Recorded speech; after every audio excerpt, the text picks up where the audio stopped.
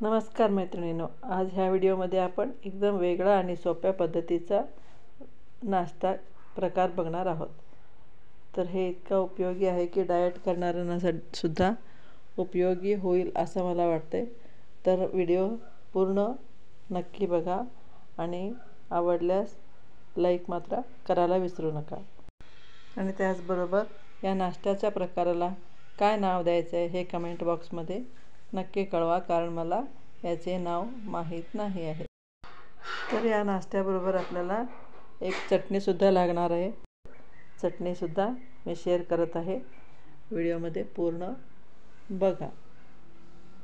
तर आता आधी आपण चटणी बनवायची रेसिपी बघून घेऊ।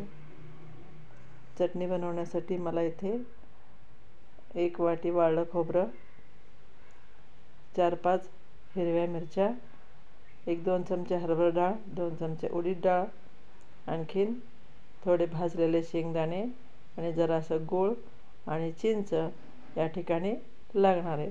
आणि आवश्यकतेनुसार मीठ पण मी घेणार आहे। तर सर्वात आधी आपण चटणी बघूया। चटणीसाठी आपण हरभरा डाळ आणि उडीद डाळ 2-2 चमचे कोरडेच व्यवस्थित जरासं खमंगपणा येईपर्यंत भाजून घेऊया। करपवायचं इथे नाही आहे। तर 1-2 मिनटं भाजून घेऊन झालं की आपण गॅस बंद करून घेऊ। माझ्याकडे आधीच जरा हरभरा डाळ भाजलेलेच होते, म्हणून जास्त वेळ लागणार नाही, 1-2 मिनटात होऊन जाईल। आता आपण मिक्सरच्या भांड्यामध्ये सुकं खोबऱ्याचं कीस, शेंगदाणे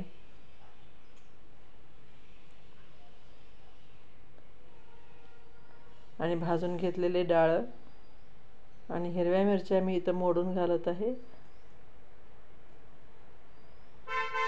तुमच्या तिखटांना तुम्हाला जितकं तिखट पाहिजे त्या प्रमाणात तुम्ही इथे कमी जास्त करू शकता। आणि 1-2 चिंचेची पानं मी इथे वापरत आहे आणि जरासं गूळ। मीठ मी घालत असताना व्हिडिओ केलेला नाही, आवश्यकतेनुसार मीठ पण घालून यामध्ये पाणी घालून मिक्सरवर फिरवून घ्या। अशी खमंग चटणी आपली इथे तयार झालेली आहे। यासाठी ओल्या खोबऱ्याची सुद्धा चटणी तुम्ही करू शकता। ही सुद्धा चटणी अप्रतिम लागते, तुम्ही एकदा नक्की ट्राय करा। ही सुद्धा इडली आणि डोस्याबरोबर करू शकता। तर मी आता फोडणी करत आहे चटणीसाठी। आपण आधी मोहरी घालून घेऊया गरम तेलामध्ये। मोहरी तडतडली की जरा कढीपत्ता,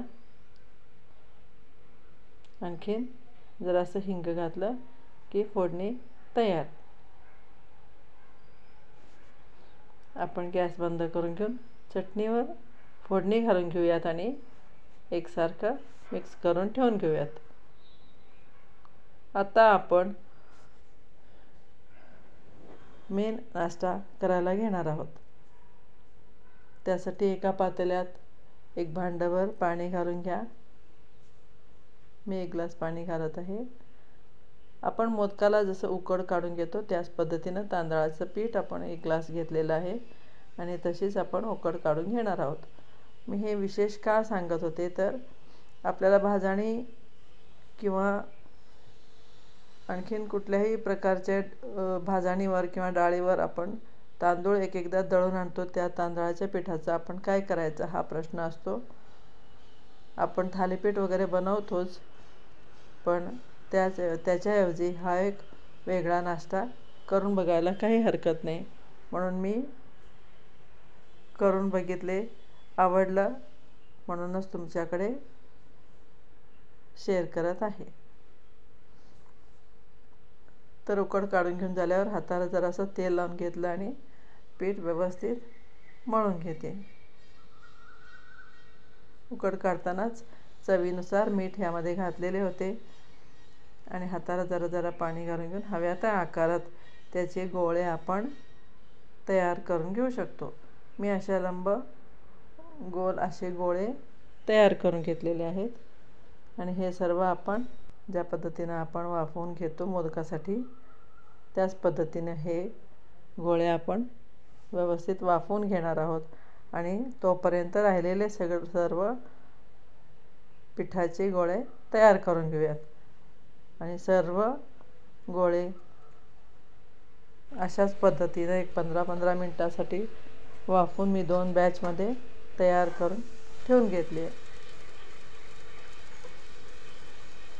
असे छानसे वाफवून झाल्यावर आपण ह्याचे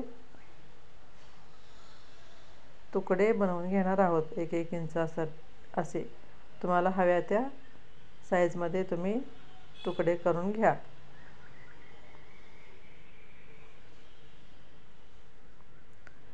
आपल्या घरात जर का दात नसलेले आजी आजोबा असतील किंवा आपल्याला खायला जर का एखाद वेळेस असं मऊ पदार्थ खायची इच्छा असेल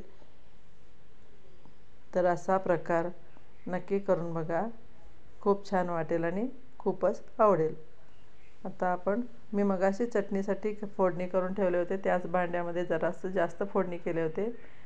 त्यातच हे राहिलेले तुकडेसुद्धा हे आत्ता करून घेतलेले हे उकडीचे तुकडे आपण यामध्ये घालून परतवून वरून कोथिंबीर पेरून छानपैकी अनेकदा दणदणून वाफ आणून घेणार आहे. तुम्ही यामध्ये ओलं खोबरंसुद्धा वापरू शकता. आणखीन तुम्हाला काही ॲड करायचं असेल तेही तुम्ही यामध्ये करू शकता. अशा पद्धतीचा एक सुंदरसा सोपा नाश्त्याचा प्रकार इथे तयार झालेला आहे. आवडल्यास नक्की चॅनलला सबस्क्राईब करून लाईक आणि शेअर करायला विसरू नका. धन्यवाद.